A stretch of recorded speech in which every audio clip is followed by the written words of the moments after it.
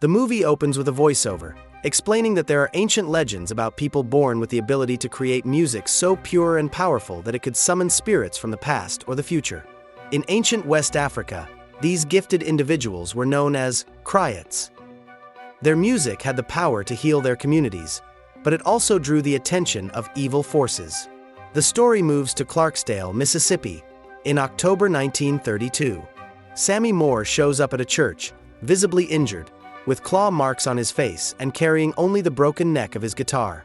Inside, his father, Jedediah, a pastor, is deep in prayer. When he notices Sammy, he invites him in and tries to console him. Jedediah urges Sammy to abandon music, to repent, and to dedicate his life to God. However, Sammy says nothing, clinging tightly to the shattered remains of his guitar. As his father speaks, Sammy is overwhelmed by a vision of himself being viciously attacked. The story then flashes back to the day before, when Sammy's cousins, twin brothers named Smoke and Stack, return to Clarksdale after spending time living in Chicago.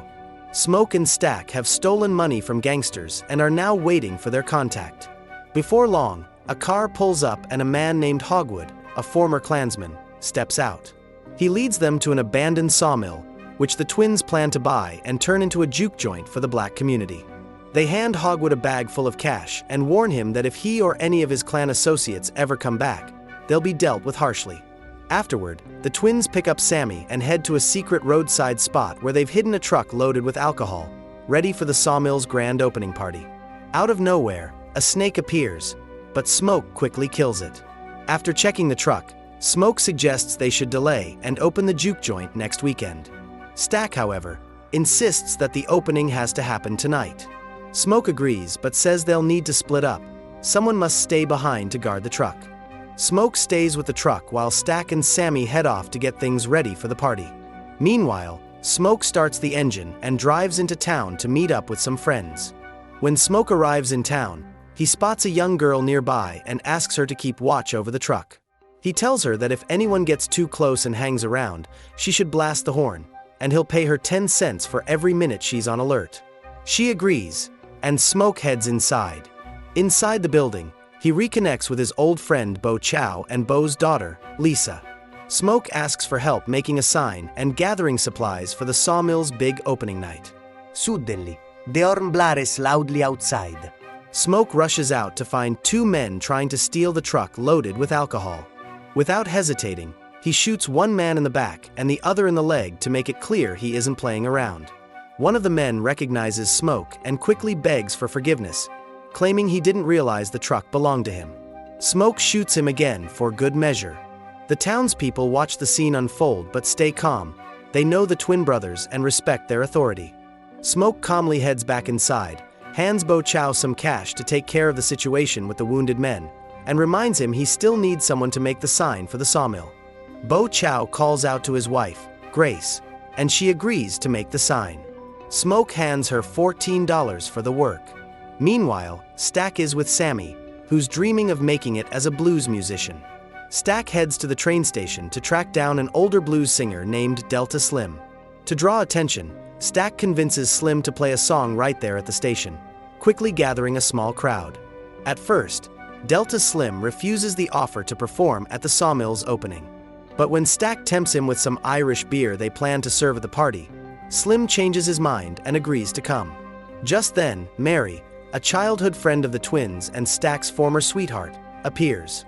She's upset, hurt that neither of them sent flowers or even a message after her mother, a woman who had been like family to them, passed away the day before.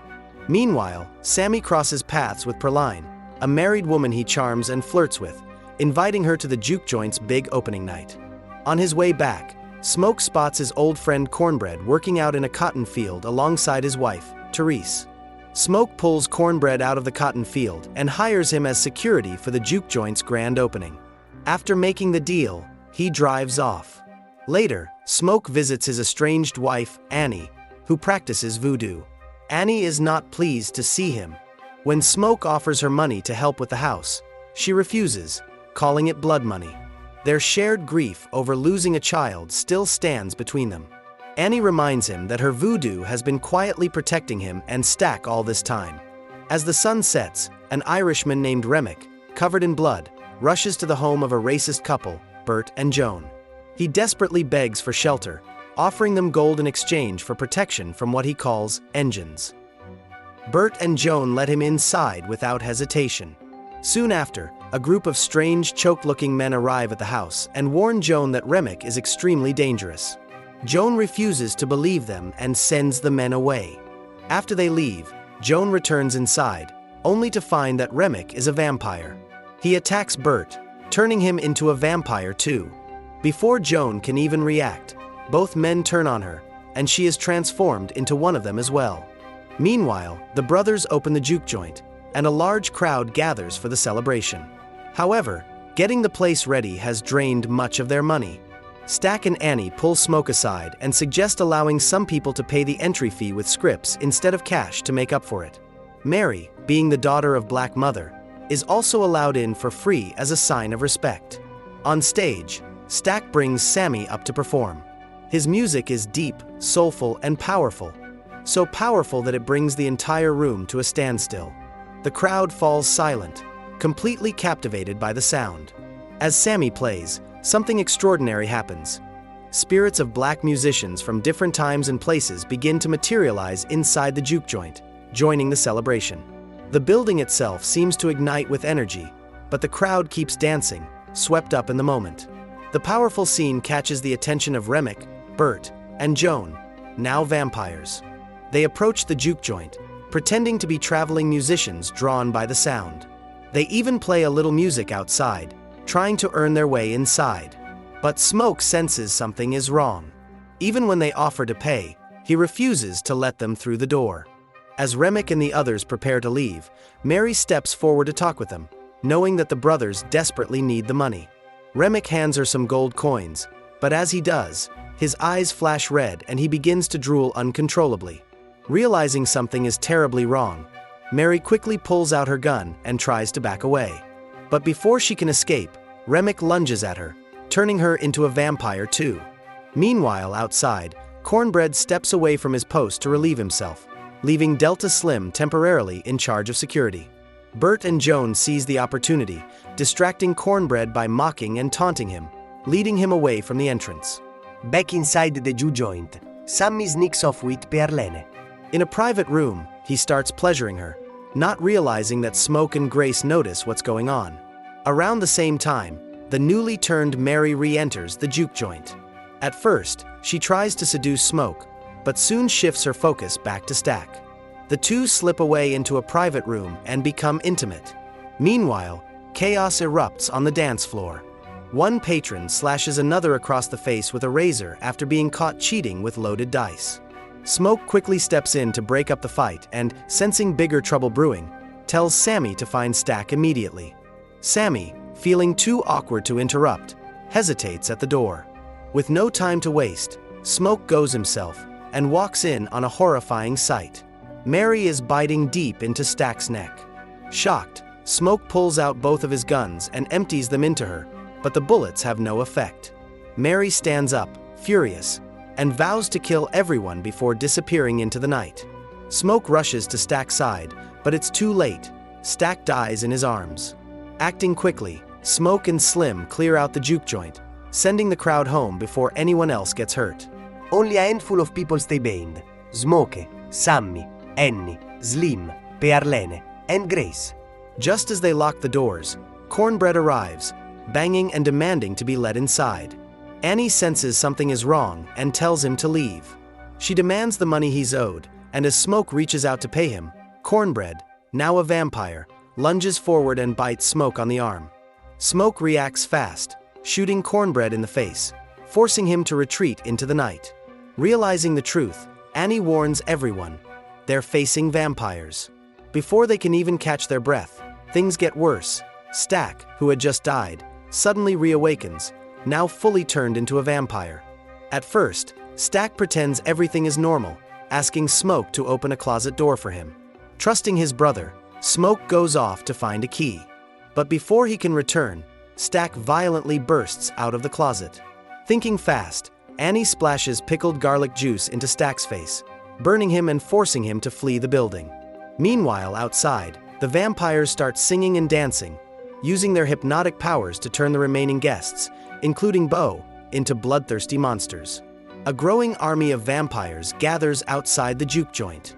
Leading them are Remick, Mary, Stack, Bert, and Joan. Stepping forward, Remick finally reveals the full truth. The brothers were betrayed by Hogwood, the Grand Dragon of the KKK. Hogwood had plotted to send Bert and other clansmen to massacre the twins and everyone at the juke joint. Stack, now fully turned, confirms the story. After becoming a vampire, he saw Hogwood's memories himself. However, Remick insists he doesn't share the clan's racist hatred.